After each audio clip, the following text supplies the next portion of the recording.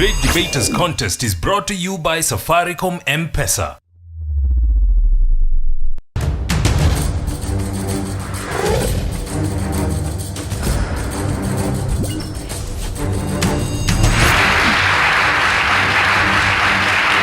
From the region of champions, Eldoret region, I am Austin Yambok and this is the Great Debaters Contest. And I am Mariam Bishar. Today we have Tambach High School going versus Mother of Apostles Seminary, and they are debating on whether the retirement age should be reduced to 50 to curb unemployment. We'll let them debate this touchy subject.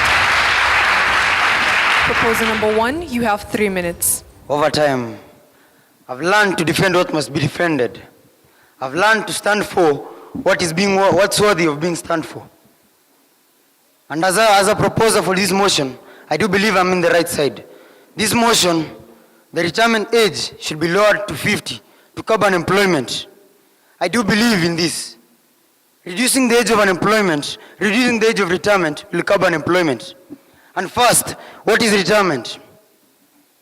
It is relieving oneself from duty due to many factors. It may be age, health of the person, and a decision. But on this situation, you're dwelling more on the age of the person. What is unemployment?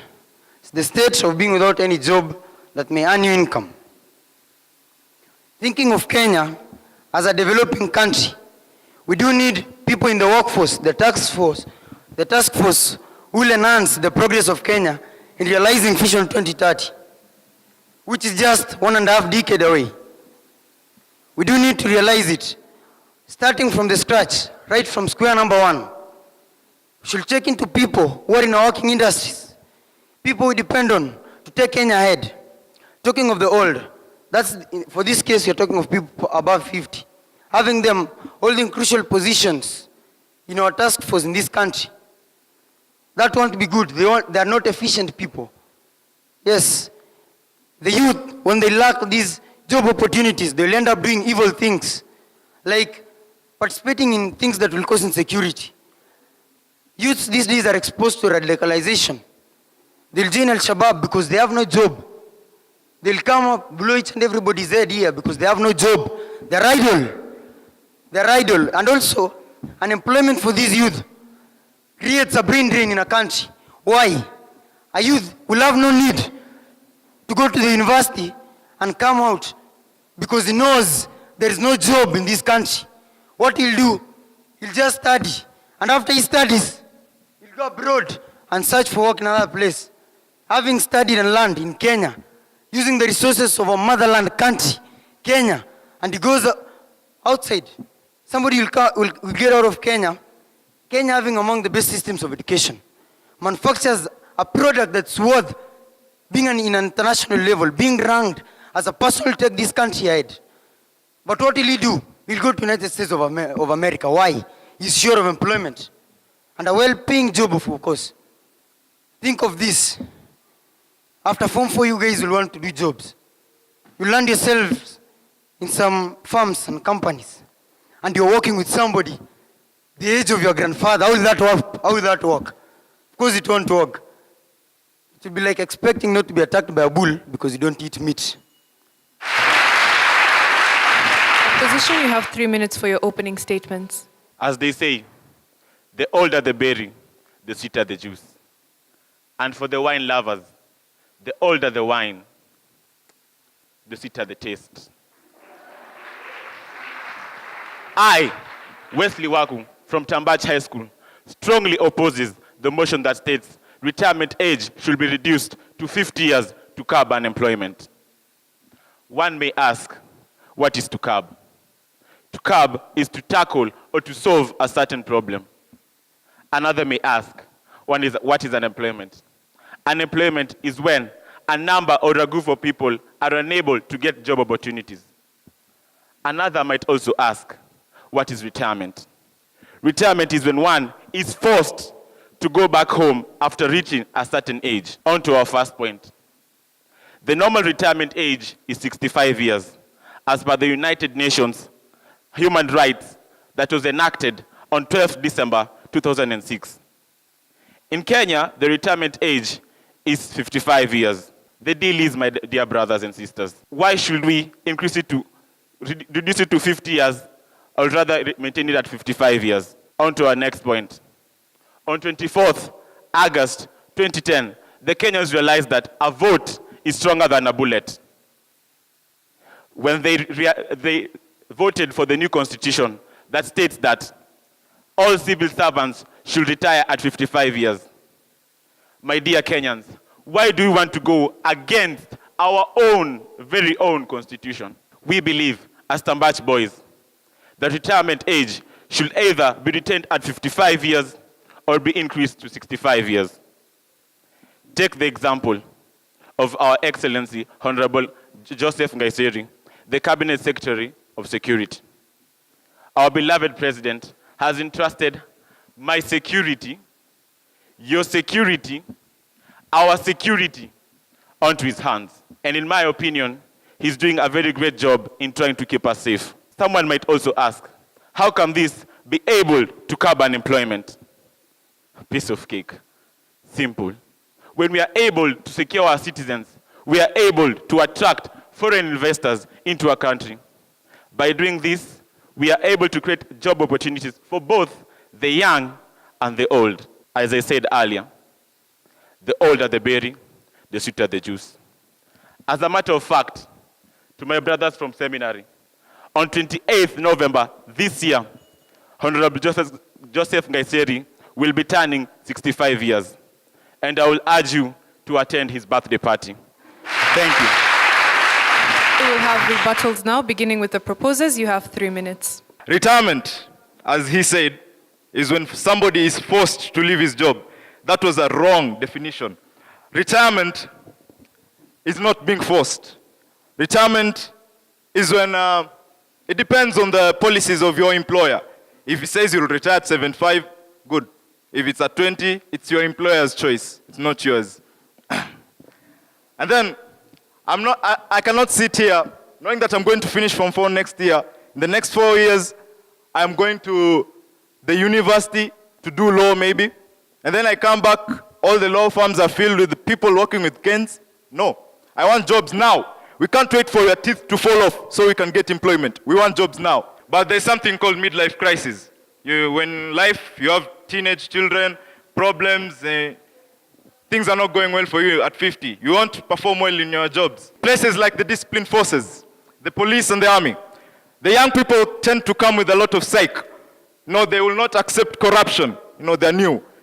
They learn these bad traits from the old people who are there. You can't tell me a small boy was born with corruption in his head. No. He learned it from somebody. Who is that somebody? The older person above him. The young people are aggressive and ambitious. That is what most corporate companies need. People who are young, ambitious, and innovative. And that is what we are fighting for over here. Then, if we tell these old people that they're going to retire at 50, they look at life more critically. They'll be put on their toes. They will not have a status quo. The jobs will be more efficient because they'll know that somebody might come and take their jobs. So they'll not joke around with their jobs. They'll do it to their perfection. And if young people can create billions through creative innovations, take for example, how many of you are in Facebook? Don't even raise your hands. All of you are in Facebook. Mark Zuckerberg created Facebook while he was in university. And Facebook has grown to be $1 billion company. It has acquired WhatsApp, which all of you are in. Even my teacher is there, he's in WhatsApp, I know. And also Instagram. Instagram is a product of Facebook.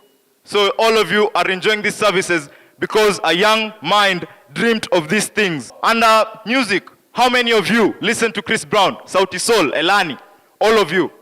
These are young people. How about if they could have been employed? Imagine that creativity and innovation. And I would like to leave you the question. Enough with the bells. I would like to ask all of you in here.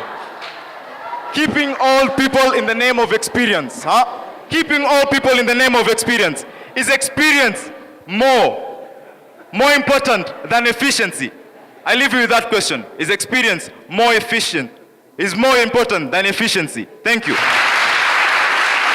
Opposition, time for your rebuttal now. You have 3 minutes as well. Wow. We should be good listeners. In fact, you said wine as an alcohol. Wine is a beer. I'm sorry. You said that the old are not innovative. Let's give an example with Bob Kalimo. Safaricom has grown to greater heights with Bob Kalimo. He's 57 years of age, not 22. You also said not everybody. You said that everybody is corrupt. Not everybody is corrupt. Those people who are working as 50-year-old people, not all of them are corrupt. My dad is a secretary, and he's not corrupt. He's 57 years of age, just like Bob Kalimo, and he's not corrupt. As Tambach Boys High School, we came up with this point. Government has to pay expenditures for these people, pensions, for these people. When they retire at a tender age, 50 years. Come on, guys, 50 years. Where will these people go? Where will they go? They will benefit from the government. Pensions, money that can be used to grow Kenya. We want to grow. We want to be like America, don't we? Don't we? We want to have laptops. Where do you think this money will come from? Let the old remain in their position. They are more experienced. And the wise said, listen to the wise people. They said, experience is the best teacher. Those who are experienced can take us to greater heights. The other thing, how can we solve the lack of employment in our country? In school, let's learn how to put self-employment. Come on, people. We can put self-employment in our country. This will help to create more jobs for ourselves and for the rest of the Kenyans out there. The security of our country, as my colleague said, when we put our security at a high level, we will invite investors from other countries to come here, build business, and us as Kenyans benefit. We will benefit totally. With those points, as my next presenter comes, he's just as awesome as nobody else. Thank you. Nimekuchagua wewe nikupende, M-Pesa simtaki mwingine, aushu usiniache usinitende, M-Pesa tutaki mwingine. Take part in the M Challenge by sending your short song, rap, or poem about Safaricom M-Pesa on WhatsApp, and you could win 1,000 shillings in Safaricom airtime.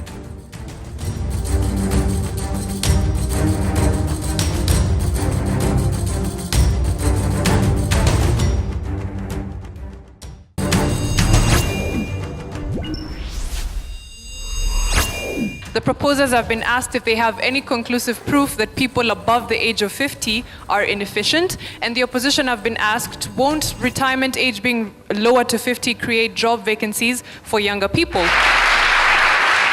Proposal number 3, you have 3 minutes. I've been asked a question, that's by Grace from Moi Girls High School. What proof do we have that those above 50 are less efficient?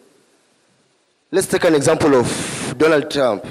Inherited some of his wealth from his dad to start his business. So, was his dad efficient? You see? Was his dad efficient? He died. So, Donald Trump was efficient. When we talk of efficiency, we look at all aspects, including mental, physical, and emotional angles. So, these young people, the old people may have the idea, but they're not efficient. They cannot perform it. They'll just sit there, knowing that my time is over, I have to die or go somewhere. But young people, they'll implement it. They'll make sure, as we say, they're ambitious. They'll make sure that talk has become a reality. And to just back up my friends, the issue about how the lowering of the age to 50 years, I think that's the best thing to do. First of all, think of your lives. We are Form 4s. For some of us, we are Form 4s. Next year, many of us will enroll in the universities. We need a job after that. Can you think of it? An old man is there. You are a young girl, beautiful one. But you have nowhere to go. You have a PhD, you have a master. But that old man, that old mama is just there, seated. How will you show the world you have something? How will you prove the world you can change the world? How many times must Kenya be ashamed being called among the corrupt countries? We have tried plan A, it has failed. We have tried plan B. Let's try plan B, which is employing the youths. We have done this to all men. We have given them the jobs. What have they done? Kenya being ranked among the most corrupt countries. What is that? Until when will we be sailing this sea of shame? It's time we rise up as youths, realize the reality. Let's open our eyes. Let's change our country. See, look, go to prisons. How many bright ideas are locked inside there? How many? Come to think of it. Can you imagine that youth who is there in prison? Those people are brilliant, by the way. I was once in a prison. No, my parents worked there. Not I. These people are brilliant, let me tell you. Some people, I'm sure, if they were to give us the ideas, I'm sure Kenya will be somewhere. Compare that person to this old man. This young person, yes, we may say they may be self-employed. What if they're self-employed, but they don't have that idea? They must have capital. What will they think of next?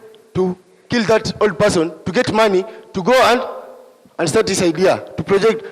But where does he end? He ends up being arrested, being locked up in jail, the old man will die, no progression.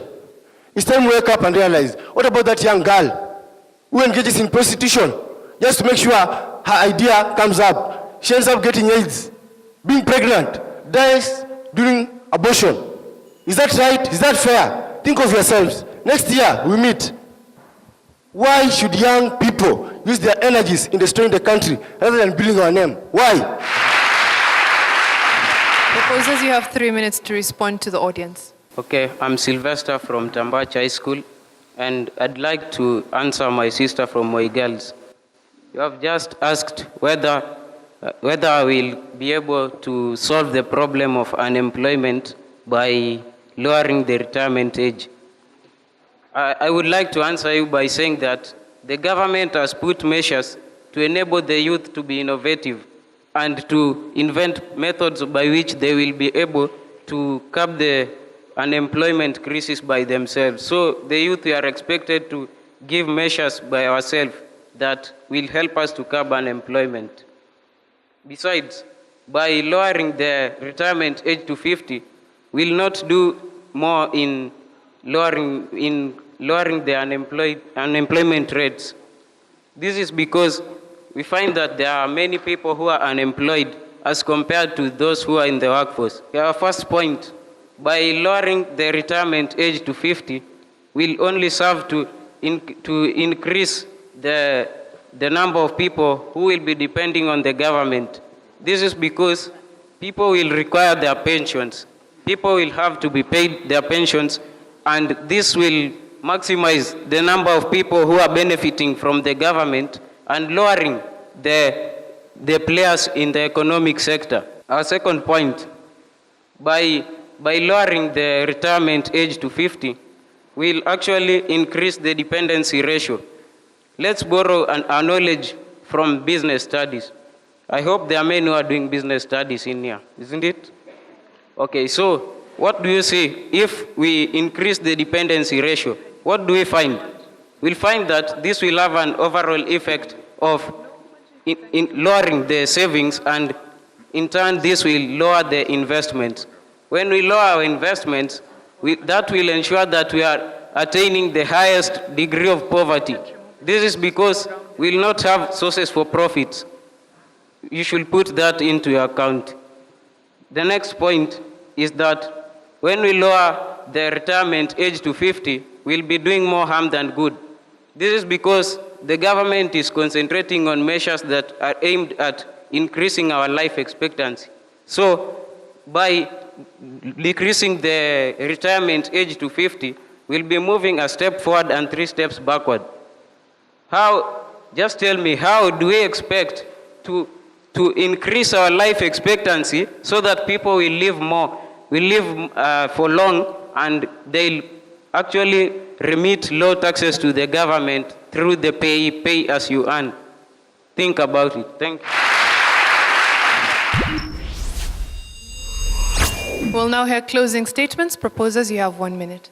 If I were to talk, I'll talk till cows come back home. Because as I've said, this motion is what being proposed. It is what being stood up for. I know you're wondering, who are these howling creatures? Here is Simon Ruto. Over here, Judithia's Ngondre came majority leader. Then over there, we have Stanley Dindi. All of us proposing this motion that says retirement age should be lowered to 50 to curb unemployment. From the tradingeconomics.com in Kenya, it states that in the year 2006, the unemployment rate, the percentage of unemployment in Kenya was at 12.70%. But in 2013, it was at 40%. Unemployment rate is on the rise. What are we doing? We can't stand and see our countries fall. We can't stand and see our ship capsize. Opposers here talked of Bob Collymore. He came to Safaricom years with experience because he worked as a young person in other companies in various countries before he came to Safaricom. It's true Safaricom is succeeding, but it's because of his counterparts who are young and are cooperative. That's why Safaricom is moving in front. And I want to emphasize and ask, is experience more important than efficiency? I pose this question to the House. Come to think of it. Thank you.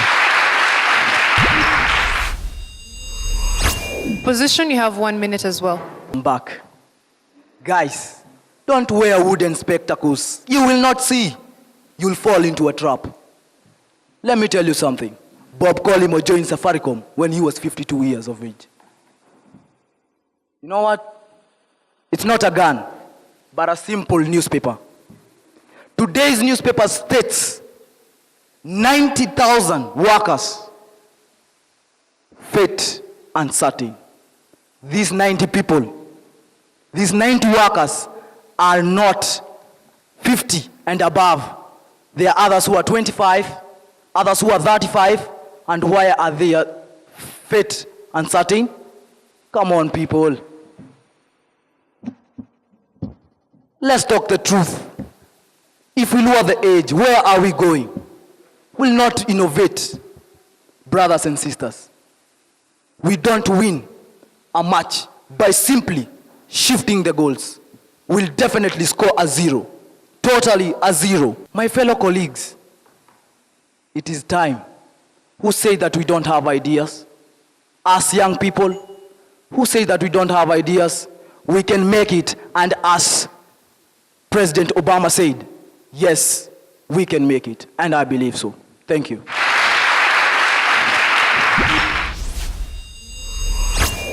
Mother of Apostles, I think what we wanted to hear is, this is the number of young people who are unemployed, who have the papers, who have the qualifications, and they cannot work because this percentage of civil servants or this percentage of people who are in employment are above the age of 50. So until you have that, it becomes very difficult for you to expand the motion, and that was a challenge on your part. To Tambach, I would want to address Wesley. Wesley, you appear to me well-read. You come and you submit your facts in a very sober manner, and all the facts that we cross-examined here were correct. And that was a lovely submission for your team and makes your team very strong. So Edward and Sylvester as well comes and picks it up well. So that was good and commendable. All the same, I want to appreciate the two teams. That was good teamwork all across, and all the best to the two teams. Tambach High School, the judges gave you 67.8%. Please give them a hand. Mother of Apostles, you had 66%, making Tambach our winners today. Congratulations to Tambach High School, and we tell Mother of Apostles, water falls, but it keeps flowing. From all of us here at the Great Debaters Contest, I am your host, Austin Nyambok. And I am Mariam Bishar. Remember to follow us on Twitter at Great Debaters EA. Our thanks to Safaricom M-Pesa and to KBC Channel 1. Keep watching the Great Debaters Contest for more wonderful episodes such as this one. Thank you.